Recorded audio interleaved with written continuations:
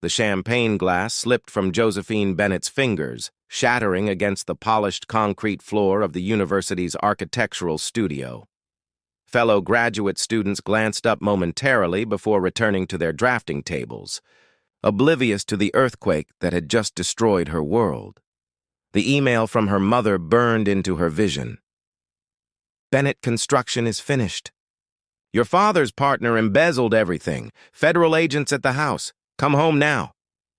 At 26, Josephine had lived a comfortable middle-class life, working through college with scholarships and part-time jobs to supplement her parents' support. Her biggest concern had been landing a position at a prestigious firm after graduation next month. Now, as the afternoon light filtered through the studio's industrial windows, casting long shadows across her final project models, she realized her carefully constructed future had collapsed in the span of a single message. The drive to her childhood home in the suburbs felt surreal. When she arrived, 2 black SUVs with government plates sat in the driveway. Through the living room window, she could see men in suits boxing up her father's files. Her mother, Teresa, met her at the door, her usually immaculate appearance disheveled, eyes red-rimmed from crying. "They're saying we might face charges," she whispered, pulling Josephine into the kitchen away from listening ears. "Thomas Westfield took everything: client funds, investments, pensions. 30 years of your father's work. Gone." Westfield. Her father's business partner and Josephine's godfather. The man who had attended every one of her birthdays growing up. In her father's study, Robert Bennett sat slumped in his leather chair, aged a decade in a day. His once confident posture now collapsed under the weight of betrayal.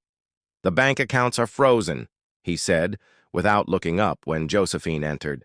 "The house will be seized by week's end. Your mother's medical bills—" He trailed off, his voice breaking. Teresa's heart condition, the expensive treatments not fully covered by insurance.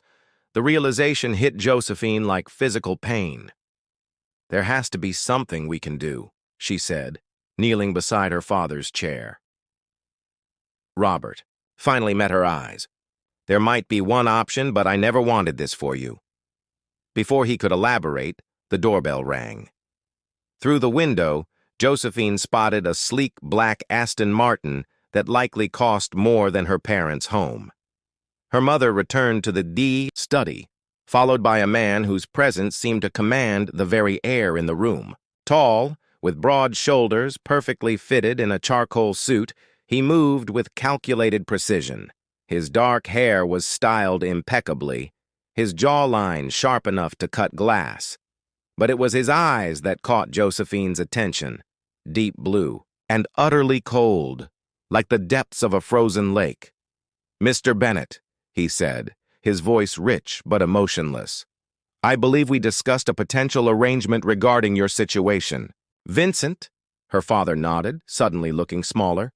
"This is my daughter, Josephine, Vincent Blackwood."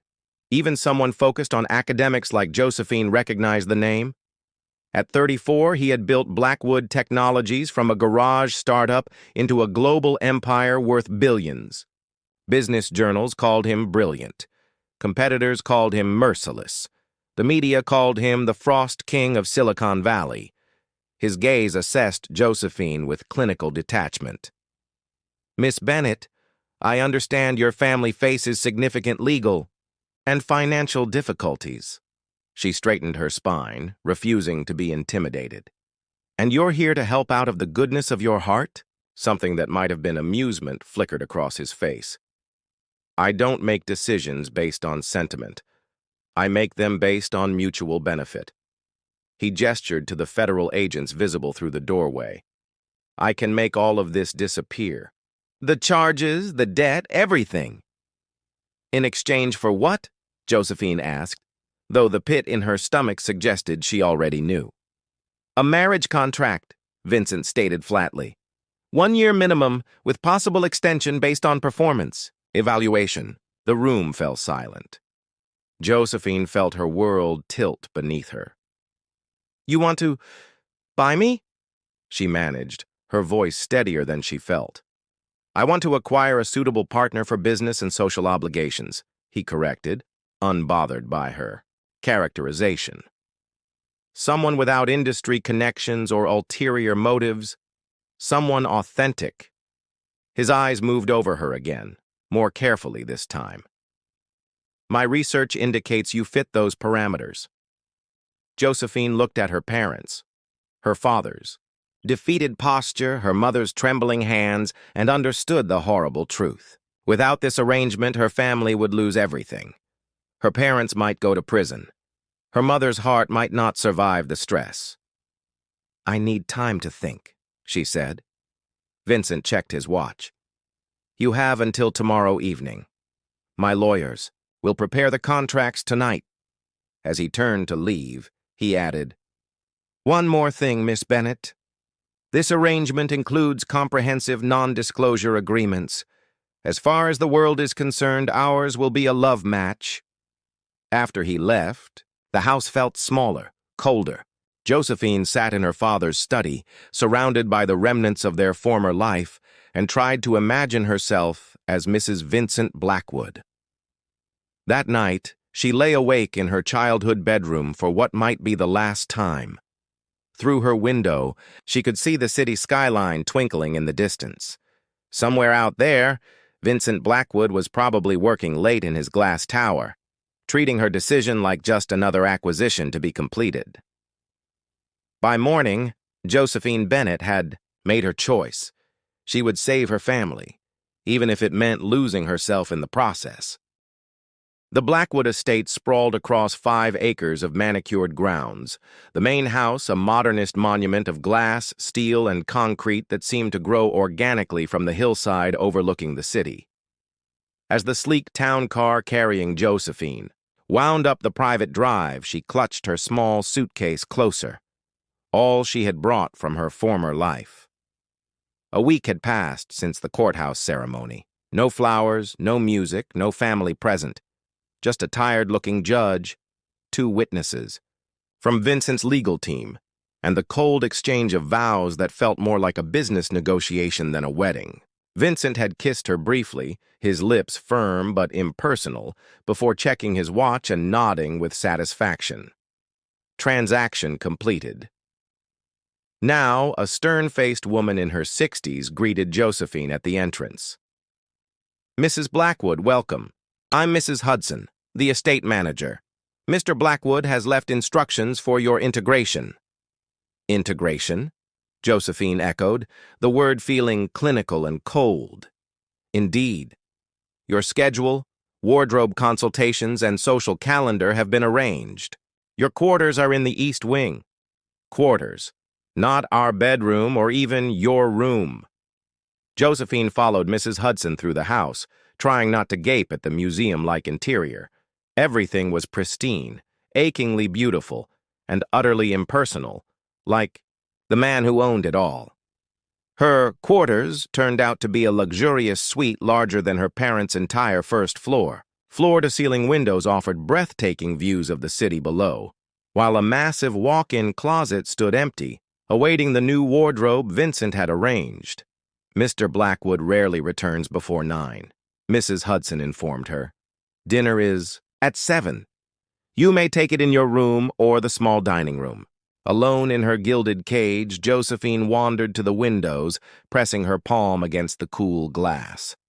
Somewhere below, her parents were settling into the modest apartment Vincent had provided them, safe, debt-free, but forever changed. The weight of her sacrifice pressed against her chest. During that first week, Josephine barely saw her husband. Vincent left before dawn and returned after she had retreated to her room. Their only interactions were brief exchanges about upcoming events or perfunctory questions about her comfort. He was unfailingly polite but distant, like a hotel manager checking on a long-term guest. On her nightstand, a leather-bound planner appeared, detailing her transformation into Mrs. Vincent Blackwood. Etiquette coaching, private styling sessions, language lessons, and charity committee meetings befitting her new station. Each day was scheduled to the minute, leaving little time to dwell on the strangeness of her situation. The first crack in Vincent's perfect facade appeared unexpectedly, on her 8th day in the mansion. Unable to sleep, Josephine had wandered to the kitchen for tea, only to find her husband sitting at the island counter, sleeves rolled up, tie loosened, staring at a children's drawing propped against a fruit bowl. He hadn't heard her approach, and for a moment, she glimpsed something raw in his expression, a softness she hadn't believed him capable of possessing. "Is that your niece's artwork?" she asked, instantly regretting breaking the silence when his head snapped up, the vulnerability vanishing like smoke. "I don't have siblings," he replied, his voice controlled once more. "It's from a patient at the Children's Hospital, the East. Wing expansion opens next month. The one your foundation funded?" Josephine had done her research before signing the contract. Something flickered in his eyes. Surprise, perhaps, that she knew about his charitable work. "Yes, anonymous donations are more efficient. Eliminates the publicity circus." Josephine approached cautiously, studying the colorful drawing of what appeared to be a robot beside a stick-figure child. "Is that supposed to be you?" For a heartbeat, Vincent's mouth curved slightly. "Apparently, I remind Oliver of his favorite cartoon character, some robot who looks human but struggles to understand emotions." The almost smile vanished as quickly as it had appeared. "An apt comparison, according to my board of directors." Josephine found herself wanting to explore this momentary glimpse behind the mask, but Vincent stood abruptly, straightening his tie. "The Thomas Gala is this weekend. Madeline will bring final wardrobe options tomorrow. We'll need to appear convincingly affectionate." He paused at the doorway. "Practice your smile, Josephine. No one must suspect this isn't real." The Thomas Foundation Gala proved to be Josephine's first real test. Draped in a midnight blue gown that cost more than a semester's tuition, she stood beside Vincent as he navigated the social landscape with calculating precision. His hand rested at the small of her back, warm and firm, a possessive touch that sent unwelcome shivers along her spine. "Smile, darling," he murmured against her ear as photographers approached, his breath tickling her skin. "You look tense, maybe because I feel like a purchased accessory," she whispered back through her perfect smile. His fingers tightened slightly at her waist. "You agreed to the terms. This is part of the performance." When asked about their whirlwind romance, Vincent smoothly delivered their rehearsed story. They'd met at a gallery showing of emerging artists. Partially true, her university exhibition had been on his reconnaissance list. He'd been captivated by her fresh perspective. Also true, though purely for business reasons, and he'd pursued her relentlessly, entirely fabricated. "I knew she was different," Vincent told a socialite whose name Josephine had already forgotten, his voice warming with practiced affection. "Josephine sees beyond surfaces. It's what makes her exceptional." Something in his delivery made Josephine glance up at him. Was that genuine admiration in his eyes, or just another facet of his performance? Later, as they danced, his body moved with the same efficient grace that characterized everything he did. "You're adapting well," he observed, leading her through a turn. "The etiquette coach reports you're a quick study." "I'm so glad my performance meets your standards," Josephine replied, unable to keep the edge from her voice. Vincent studied her face. Resentment is understandable but unproductive. This arrangement benefits us both. "How exactly am I benefiting right now?" His expression remained impassive. "Your parents are free from legal troubles. Your mother's medical treatments are covered. Your future is secure." "My future is scripted," she corrected. "By you." Something unexpected flashed across Vincent's features. Not anger, but something almost like curiosity. "Is that how you see it?" "Interesting. I viewed it as providing structure and opportunity. Before, she could respond, they were interrupted by an older man whose face Josephine recognized from Vincent's board of directors. As they discussed some acquisition strategy, Josephine noticed a young server trembling slightly as she approached with a tray of champagne. The girl couldn't have been more than 19, clearly intimidated by the wealth surrounding her. Without thinking, Josephine stepped away from Vincent, taking 2 glasses from the server's tray with a warm smile. "First night?" she asked quietly. The girl nodded, relief washing over her features. "That obvious?" "I was you 3 weeks ago," Josephine confided. "Just breathe and remember they're just people with expensive clothes." The server's genuine laugh drew Vincent's attention. He watched the interaction with an unreadable expression before excusing himself from his conversation and rejoining Josephine. "Making friends?" he asked, as the server moved away with noticeably more confidence. "Being human," Josephine replied. "You should try it sometime." Rather than the cold dismissal she expected, Vincent's mouth quirked slightly. "Perhaps you could teach me, Mrs. Blackwood." As they drove home in silence, Josephine found herself studying her husband's profile in the dim light. For all his wealth and power, Vincent Blackwood remained a cipher, a man who donated millions to children's hospitals anonymously while calculating the ROI of his marriage with cold precision. What secrets lay behind those glacial blue eyes? And why did she suddenly feel determined to find out? Part 3. Thawing Walls. The photograph sat in a simple silver frame, half hidden behind engineering awards and financial statements on Vincent's office shelf. Josephine wouldn't have noticed it at all if she hadn't been asked by Mrs. Hudson to select a suitable photo for an upcoming magazine profile on Silicon Valley's power couples. A young boy, perhaps 7 or 8, stood beside a stern-faced man in front of a modest house. There were no smiles, no arms around shoulders, just 2 figures captured in awkward formality. The boy's eyes, however, were unmistakably Vincent's, the same piercing blue, but lacking the coldness that now defined them. Instead, they held something worse. Fear. "That's private?" Josephine startled, nearly dropping the frame as Vincent appeared in the doorway. 3 months into their arrangement, she had grown accustomed to his silent arrivals.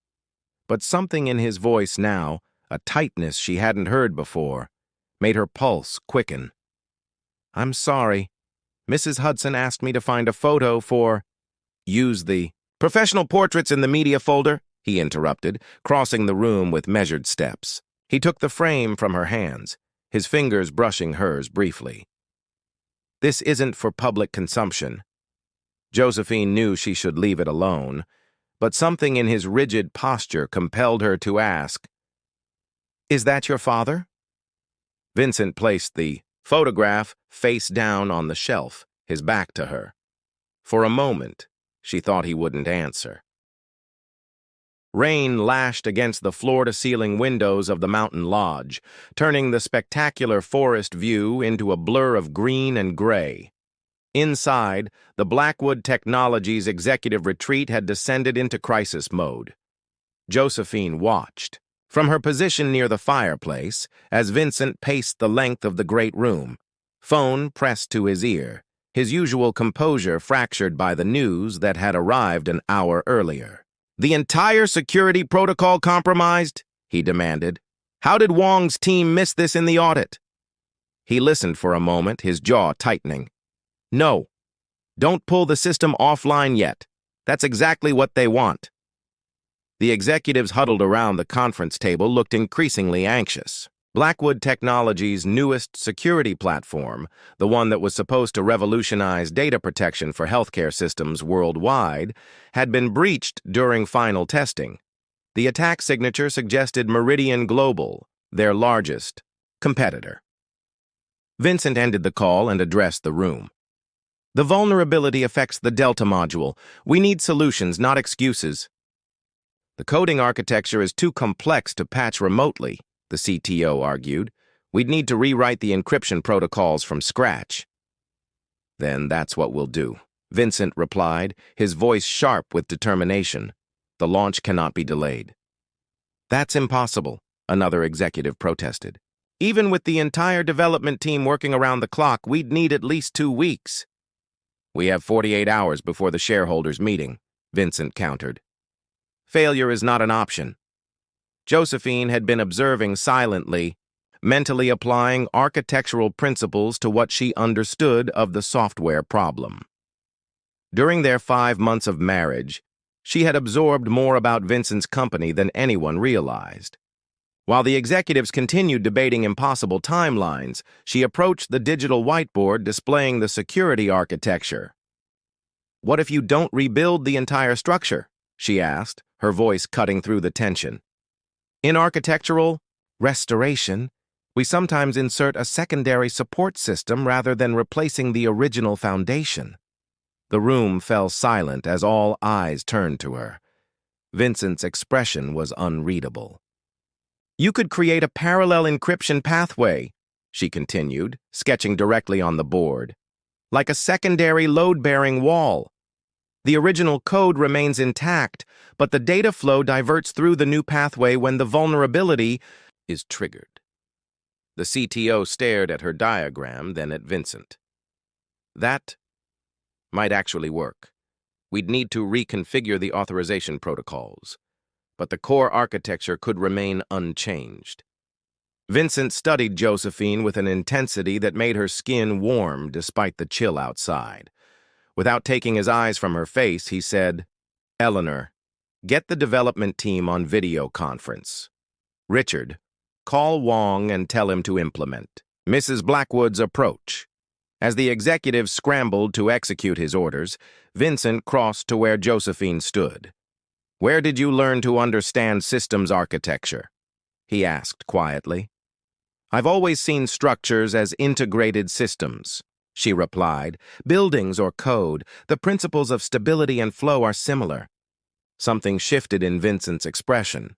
Respect, certainly, but also something that looked remarkably like desire. "Work with the team," he said. "They'll need your perspective." For the next 36 hours, Josephine found herself at the center of Blackwood Technology's crisis response.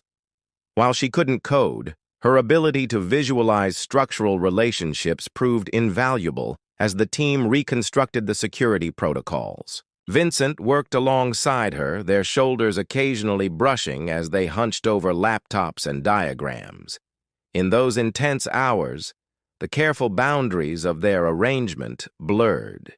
Each shared success brought them closer. Each moment of collaborative problem-solving eroded another layer of the walls between them. Josephine caught Vincent watching her with an expression she had never seen before. Not calculation or assessment, but genuine admiration. By the time the solution was implemented and successfully tested, rain had given way to pre-dawn stillness. The executives had retreated to their rooms for a few hours of sleep before the helicopter arrived to transport them back to the city. Josephine and Vincent found themselves alone in the great room, exhaustion and triumph creating an intoxicating combination. "You saved my company millions in losses and potentially years of reputation damage," Vincent said, pouring 2 glasses of whiskey and handing one to her. "Why?" Josephine accepted the drink, their fingers brushing. "Because it was the right thing to do. Because I could." "Not because of our arrangement?" She met his gaze steadily. "I don't recall corporate crisis management in the contract." Vincent studied her face in the firelight. "No," he agreed softly. "That was entirely extracurricular."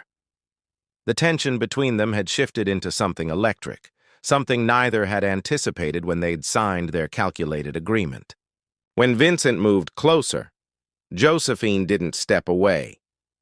When his hand rose to brush a strand of hair from her face, she leaned into his touch.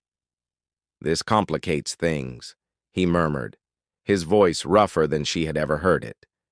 "You don't like complications," she reminded him. "I'm finding my preferences are evolving." His fingers traced the curve of her cheek.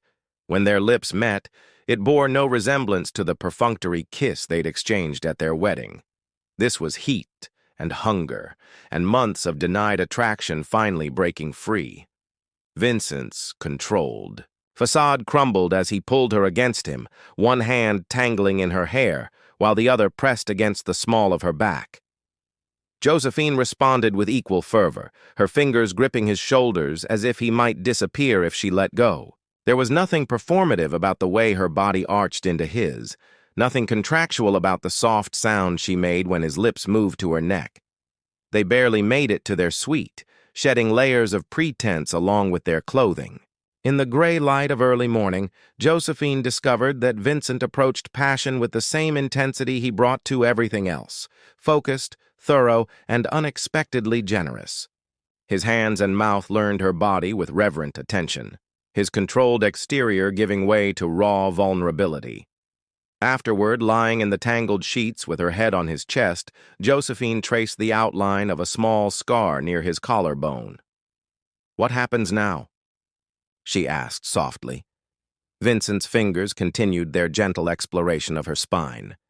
"Now," he said, pressing a kiss to her forehead, "we renegotiate terms." For 3 blissful days following their return to the city, Josephine believed something fundamental had changed between them.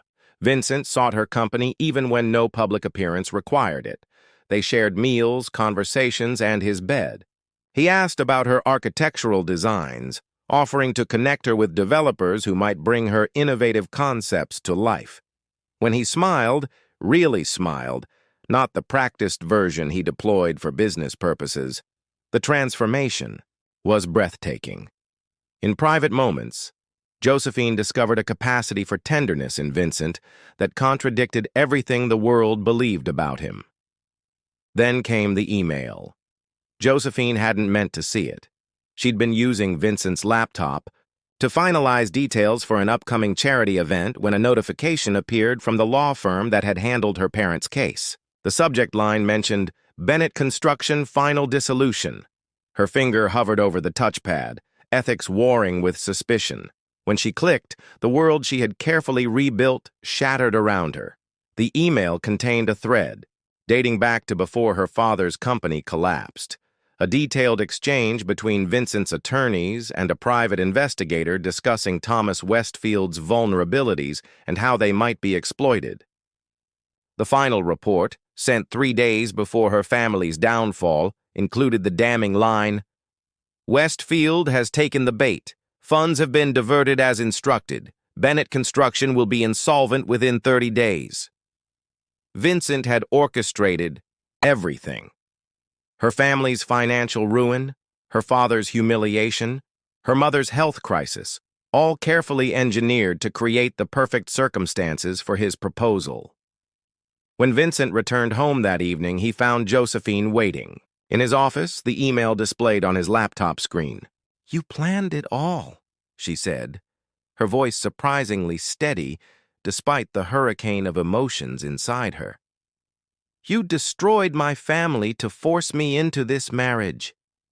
Vincent's expression remained impassive, but something flickered in his eyes, not guilt, but wariness. "You weren't supposed to see that." "That's your response? Not that it isn't true, but that I wasn't supposed to know?" Josephine stood, anger giving her strength. "Was anything real? Or was I just another acquisition to be manipulated into submission?" Vincent moved toward her, but she stepped back. "Josephine, it's more complicated than—" "Did you engineer my family's destruction to get me into your bed?" she demanded. His jaw tightened. "I never intended to develop feelings for you.